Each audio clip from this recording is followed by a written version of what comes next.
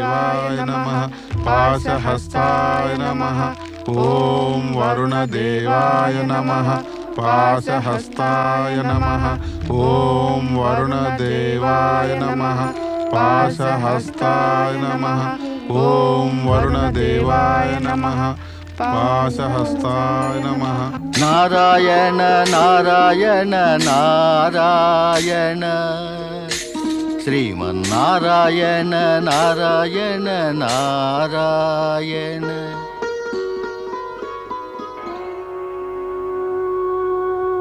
నారాయణ నారాయణ. ప్రభు, తమరిది ఇదేమి లీల ప్రభు?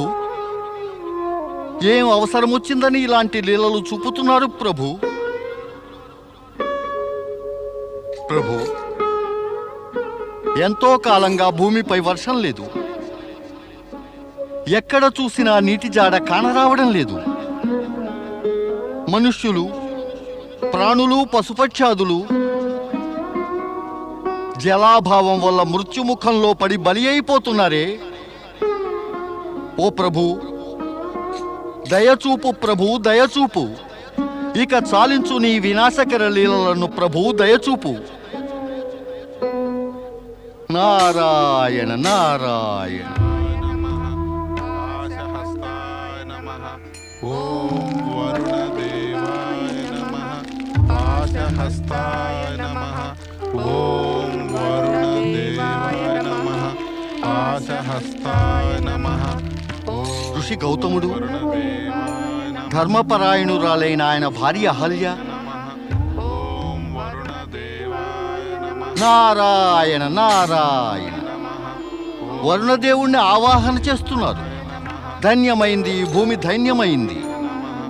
ఇక్కడ కష్టాలను, జనహితం గురించి యోచించేవారు కూడా కొందరున్నారన్నమాట. ధన్యమైంది ఈ భూమి, ధన్యమైంది. ఇలాంటి పుణ్యాత్ముల పుణ్యం ఇక ఎక్కువ కాలం ఈ దుర్భిక్షాన్ని భూమిపై కొనసాగనివ్వదు. నారాయణ నారాయణ. పదనారద, స్వర్గానికి పోదాం. అక్కడ ఆ దేవేంద్రుడు భూలోకపు కష్టాలను గురించి వ్యాకుల పడుతూ ఉంటాడు. నారాయణ నారాయణ.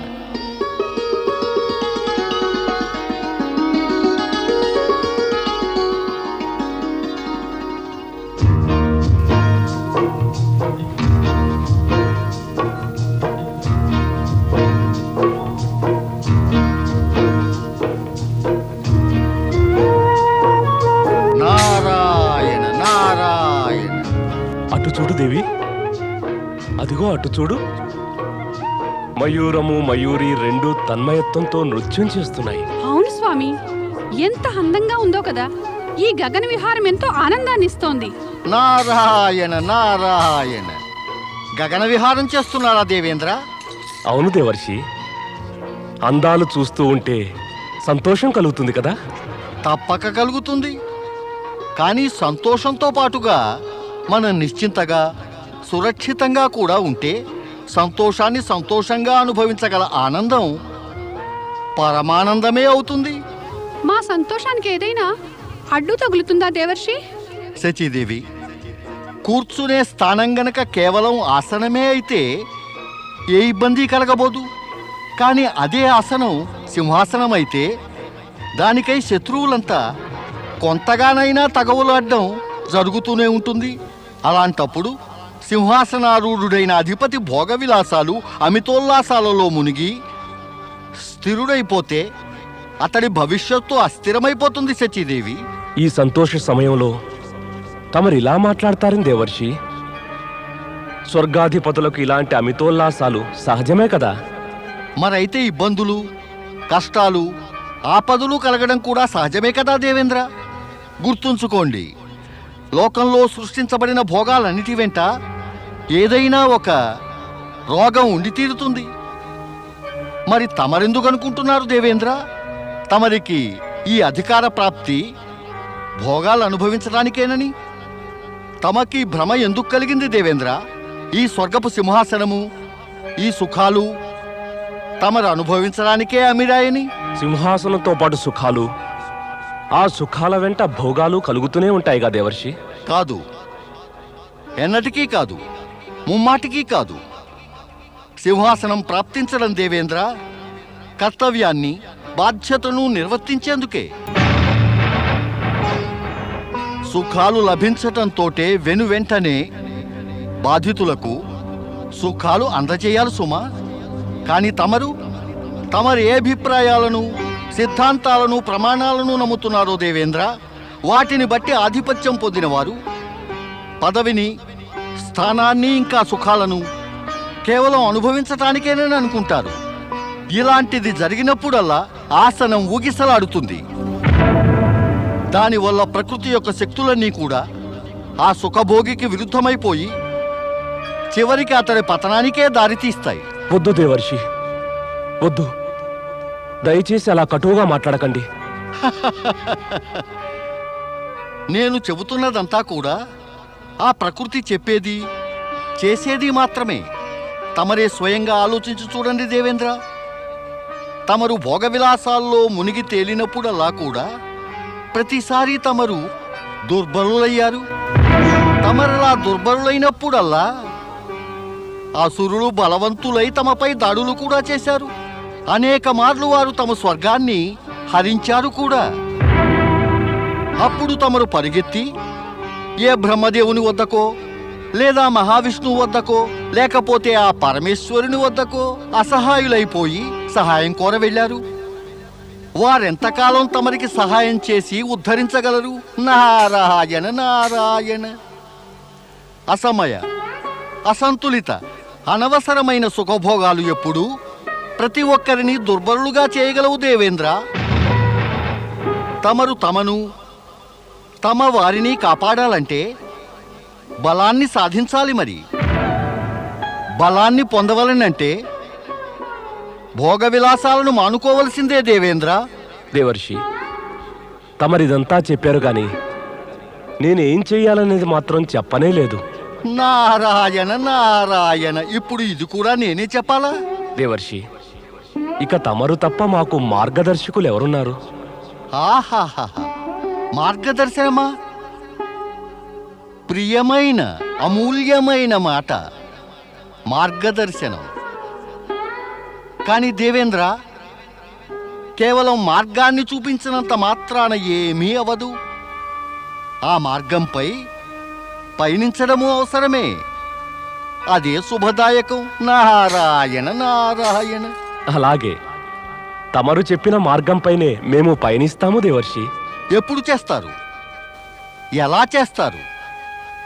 తమరా భూలోకవాసుల బాధలను విస్మరించి ఇక్కడ గగన విహారాలు చేస్తున్నారు. ఆనందోల్లాసాల్లో మునిగి తేలుతున్నారు. పయనమైతే చేస్తామంటారు. నారాయణ నారాయణ. దేవేంద్ర, తమరిది మరువరాదు. అధికారం, ఉన్నతాసనం, పుణ్యప్రాప్తి అనేవి దీనార్తులపైన, పీడితులపైన దయాభావం చూపినప్పుడే ప్రాప్తిస్తాయి దేవేంద్ర.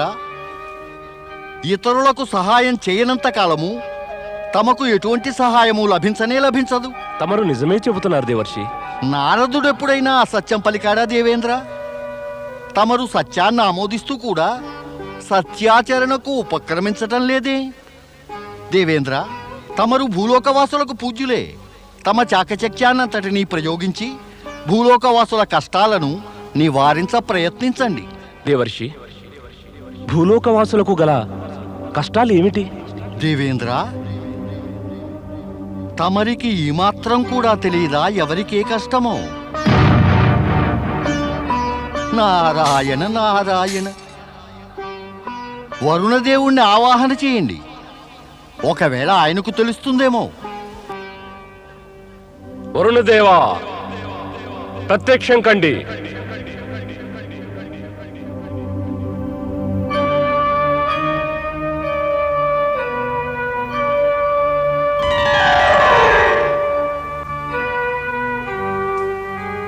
నాతో అవసరమేమొచ్చింది దేవేంద్ర? వరుణదేవ, తమకు భూలోకవాసుల కష్టాల గురించి ఏమైనా తెలుసునా? క్షమించండి దేవర్షి, నాకు భూలోకవాసుల కష్టాలేమిటో తెలియదు సుమా. భూమిపై పనులు ఎలా జరుగుతాయి? ఎవరు ఆమోదిస్తారు తమని జలదేవతగా? ఎంతవరకు? సామాన్య ప్రజలు తమని గౌరవంతో ఆమోదించరు సుమా. సహ్యాద్రి ప్రాంతంలో భయంకర కాటకం వచ్చింది. కాటకం తమకేమీ తెలియదాయే. అయ్యో, మానవులైన గౌతమ మహర్షి, ఆయన భార్య అహల్య జనహితం కోరి తపస్సు చేస్తున్నారు. తమరేమో నారాయణ నారాయణ. నాకు తమ సూచన అర్థమైంది దేవర్షి. నా ఉద్దేశ్యం తమకు సూచనప్రాయంగా తెలియచేయడం మాత్రమే కాదు వరుణదేవా. నా ఉద్దేశ్యం తమర్ని ప్రజల బాధల నివారణకు ప్రేరేపించడం కూడా. వారిని బాధా విముక్తులను చేయండి. నేనిక ఇప్పుడే భూలోకానికి ప్రయాణమవుతాను. నారాయణ నారాయణ.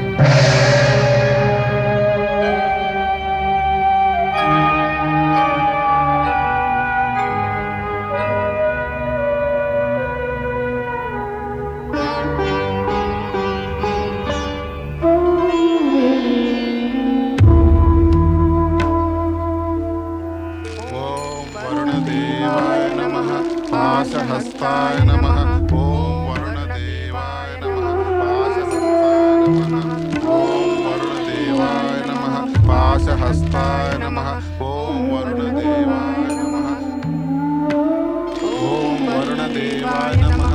పాశహస్తాయ నమః. ఓం వరుణదేవాయ నమః. ఋషివర్య, నమః. ఓం ఋషి గౌతమ, అహల్యాదేవి. వరుణదేవా, ప్రత్యక్షమయ్యారా? ప్రణామం. తమ దర్శనం పొందటంతో ధన్యులమయ్యా వరుణదేవా. నేను తమ కోరికలు తీర్చడానికే ప్రత్యక్షమయ్యాను. చెప్పండి ఋషివర్య, తమ కోరిక ఏమిటి? వరుణదేవా, నేను నా కోసమని కాదు, ప్రజాహితాన్ని కోరి తమరిని తలుచుకున్నాను. గత 12 సంవత్సరాలుగా వర్షాలు కురవక నీటి వనరులన్నీ ఎండిపోయాయి.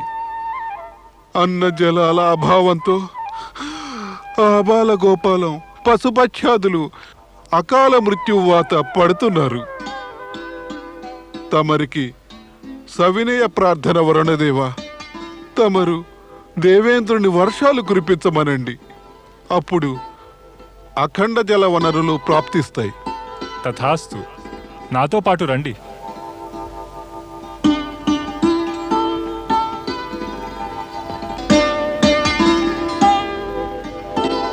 ఓం నమః శివాయ. నమః శివాయ.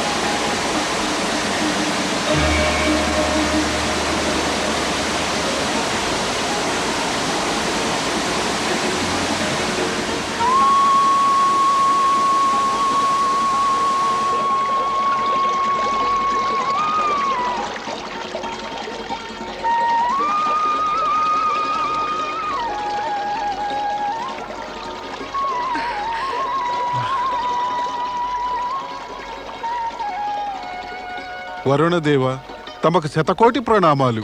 అఖండ జలవనరులను సృష్టించి తమరు ప్రాణులన్నిటినీ రక్షించారు. మేము ఎల్లకాలము తమకు రుణపడి ఉంటాం. తమరి ఈ కృపా దయాదృష్టి వల్ల మానవ జాతి సదా తమ పేరును స్మరిస్తుంది. ఋషివర్య, నా అంతటా నేను ఇక్కడికి రాలేదు. తమరి సద్భావన, లోకహిత భావన, తమ సదాశయాలు నన్నిక్కడికి తీసుకొచ్చాయి. అందుచేత లోక కళ్యాణపు శ్రేయస్సు నాది కాదు, తమరిదే. ఈ సత్యం ఆధారంగానే బ్రహ్మగిరి పైని ఈ కుండం గౌతమ కుండం అనే పేరుతో ప్రసిద్ధమవుతుంది. ఇది భవిష్యత్తులో అనేక అద్భుతాలను కూడా సృష్టించగలదు.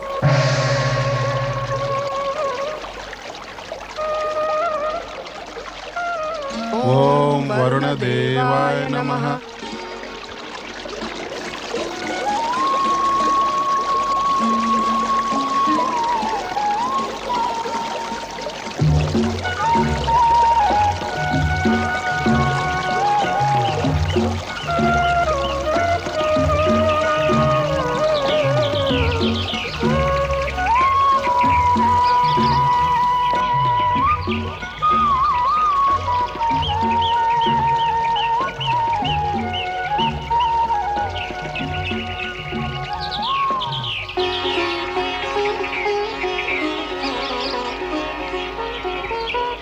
వరుణదేవుడు మన పిలుపు విన్నారు. భూమి పచ్చగా మెరుస్తోంది. అవును ఋషివర్య, తమ జపతపాదులు ఫలించాయన్నమాట. మనిద్దరి జపాలు అను.